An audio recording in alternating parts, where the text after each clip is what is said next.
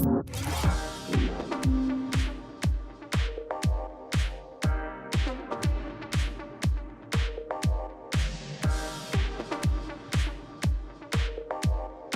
has been a long road to get to this final review of the Hisense U8Q. I bought the TV a few weeks back, did an unboxing of it and spotted some bugs. Before I get into this content, I need to just discuss how that all went down. Hisense usually sends these TVs to me for review, but much earlier than this. This year I didn't get the opportunity to work alongside them during the earlier review phase to address these bugs. This isn't actually the first time that there's been bugs on these TVs, but you probably didn't know they were bugs because by the time you buy the TV, we fixed them already. Given that I paid for my own TV after really begging Hisense to send review units my way for testing, I was quite annoyed that the brand didn't care enough to get these issues ironed out and if anything overlooked the content that I usually do every year. So I decided to share these bugs so perhaps they would notice and maybe do something about it, and they did. While I'm not fond of causing drama, I always have the consumer's best interest at heart, and I feel like if I didn't make a noise about these bugs, nothing would have happened. So in a way, I'm kind of glad that there was drama, because it's resulted in something rather fantastic. Every year I get dozens of comments from viewers saying how they bought the TV from Macro and take a lot after watching my reviews, and I always appreciate that. I also want that to continue, so hopefully now that Hisense sees the impact that coverage has like this, be it good or bad, fixing bugs or selling TVs, we'll be able to work together like normal going forward. So while it has been a long road, there's only good things to see in this review. The brightness bug has been addressed, the menus no longer lag, and you won't believe the best news of all, the bug where the TV keeps resetting its settings, which I've complained about for a few years now, has finally been fixed. Hisense hasn't rolled out this firmware update to the public at the time of filming this content, so keep that in mind, but it will arrive with software version P1113. So if you're watching this sometime down the road, be sure that you're running the most up-to-date version of the TV possible.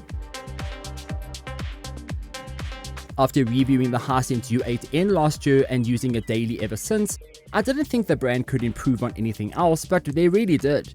The Hisense U8Q marks a TV with more improvements over innovation, but the tweaks to the smaller features really come together to create an incredible product. Sure, some features do feel like they are almost there, but the shortfalls here are far and few between. The U8Q comes in 55, 65, 75, 85 and 100-inch models. I wasn't able to confirm the exact retail price at the time of recording this, but as soon as I have it I will add it to the description below. I know I have spotted the 75-inch model selling for 27,999 Rand and it usually retails for 29,999. And the 65-inch I've seen for as low as 17,999 and it usually retails for 19,999. The model in this review is the 75-inch TV. It features an ADS Pro panel similar to last year's 75-inch model, but this time around there have been improvements. The contrast ratio has greatly been improved, for example. ADS Pro is essentially an IPS panel with some advancements over standard IPS. It does have some drawbacks however compared to VIDAA, but promises better viewing angles and response time. Basically, whether VIDAA, IPS or ADS Pro, there's always going to be something good or bad to look forward to on a panel. There's no perfect panel out there.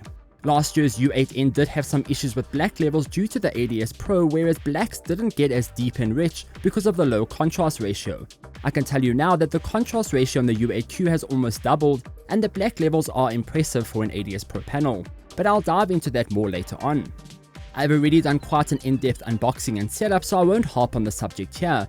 In short and sweet, the Hisense U8Q uses the same stand and installation method as the U8N. It has 2 TV heights as a result. You can install the stand low to your TV, giving you 5.5 centimeters between the TV and the base, or you can install the stand a bit higher at 9.5 centimeters between the TV and the TV stand.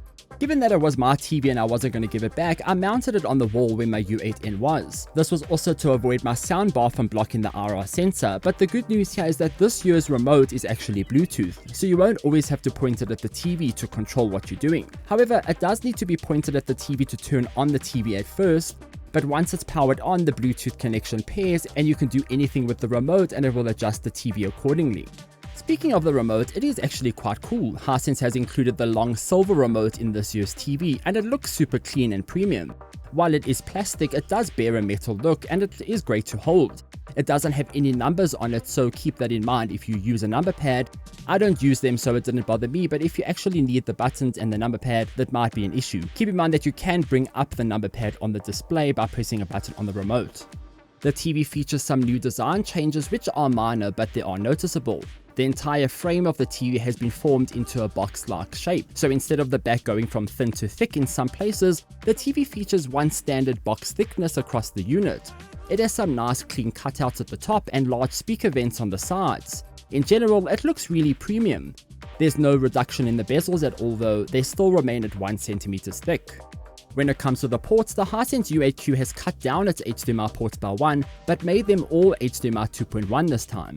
So you now have 3 HDMI 2.1 ports. One port is of course eARC, but instead of having just one HDMI 2.1 port available as usual, you now have 2. Hisense has also added a USB-C display port to the side of the TV, which can be seen as a 4th port if you want, but there are some major caveats for using this port, but I'll discuss those issues later on.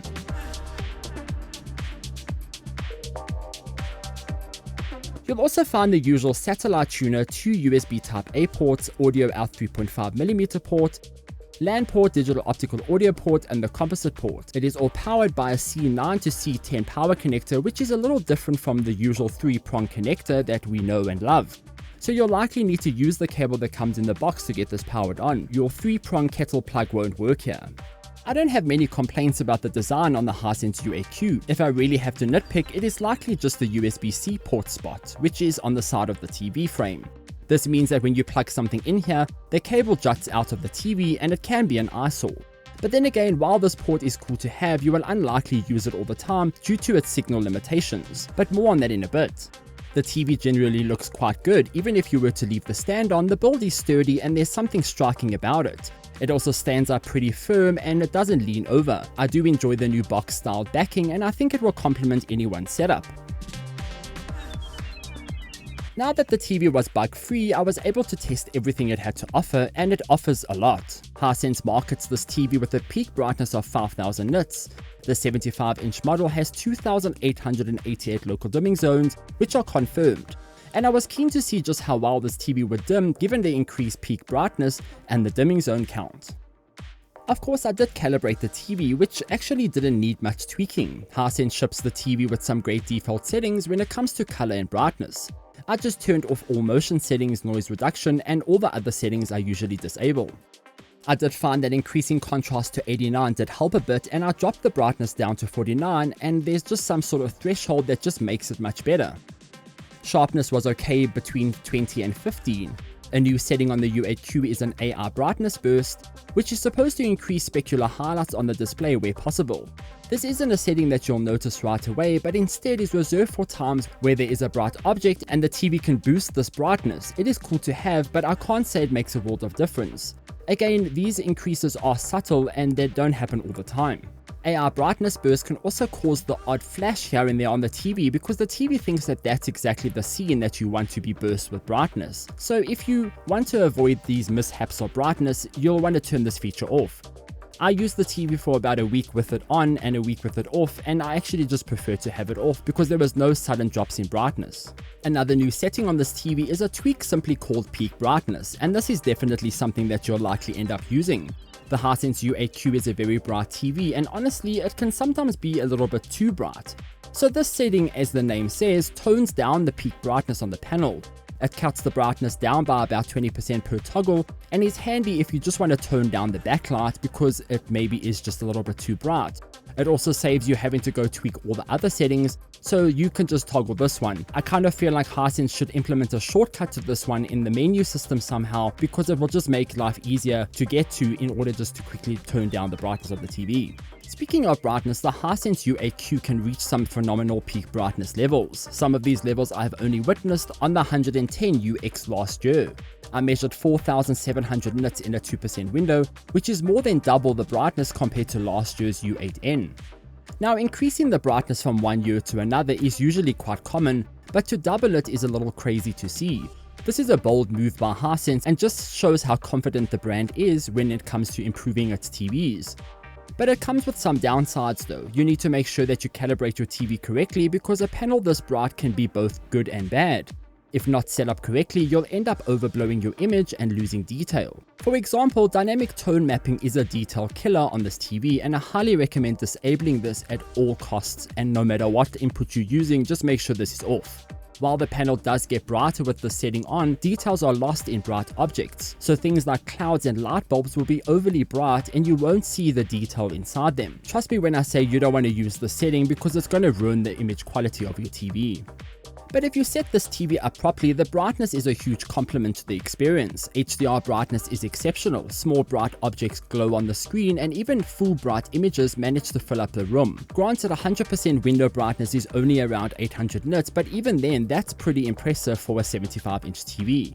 A TV with this peak brightness also means it can withstand any environment. Even during the day in the office with windows on both walls behind and to the side of the TV was super bright and it was difficult to even see the sun coming through the window behind me. It is rather impressive that this backlight can actually fight off sun. A big new feature on the local model this year is the addition of a quantum dot layer, and it makes the world of difference. Color on the Hisense U8Q pops and is delivered as pure as possible. It also has a much higher color gamut as a result. Moving from the U8N to the U8Q was such a huge difference when it came to color that there's no joke here. The color is a massive improvement that I will personally upgrade to this TV model for just to get the QLED features. Combine this with the brightness and this is a TV with a great panel and just fantastic brightness and really accurate color. Contrast is naturally better as a result of the increased brightness and better panel too. Whereas I would usually notice the blacks give off a sort of grey look on my U8N, the U8Q delivers an almost true to black level now. Even one single white object on the TV, the panel gets dark and more black than ever before. These levels are also impressive that in certain environments it is difficult to believe that this isn't an OLED TV. This also stems into the dimming and the blooming. Bloom on this TV is handled very well with subtle glows haloing around bright objects. Even in dark rooms, this bloom is hardly an issue, and you'll likely see it once and then just get used to it. I can't believe how far we've really gone here when it comes to blooming and how well these TVs handle it.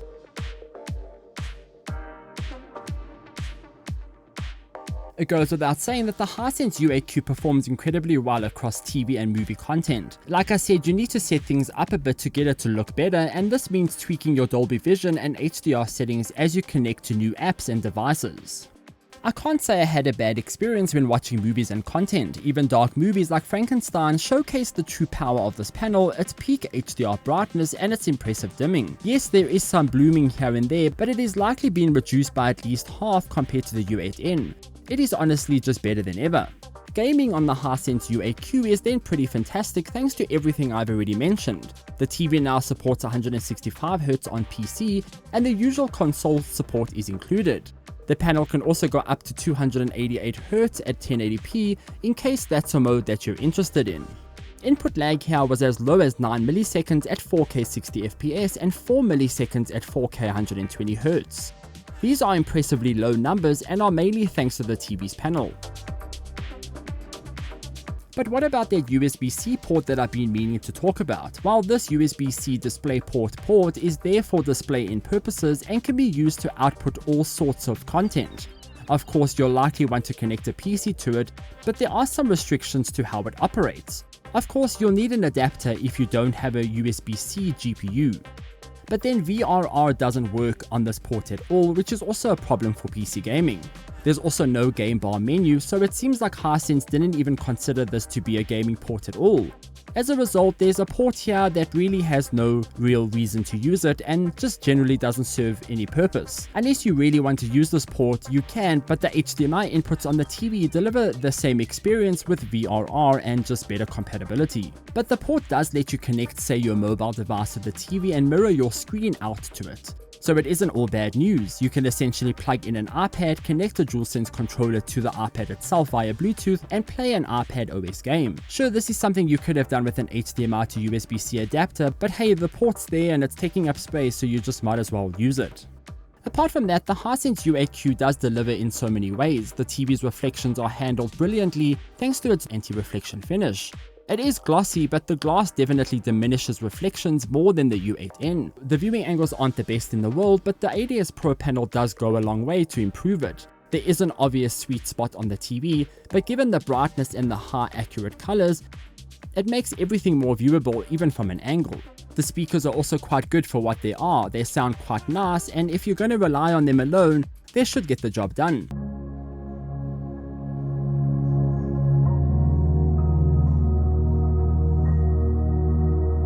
But if you want anything better and a more surround sound experience, you know what to do here. Maybe even look at the Hisense HT Saturn. I did review it a while back and I loved it. It even uses Hisense's high concerto feature to seamlessly use the TV speakers at the same time for added drivers.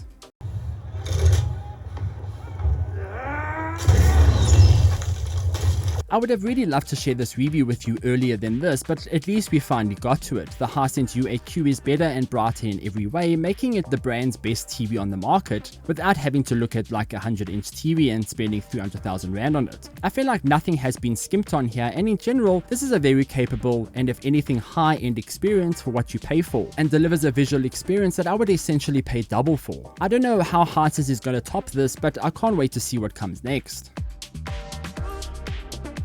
So those are my thoughts on the Hisense U8Q. Do you have any questions, or do you need me to test anything and let you know how things go? Let me know in the comments down below. As usual, thanks for watching, and until next time, farewell.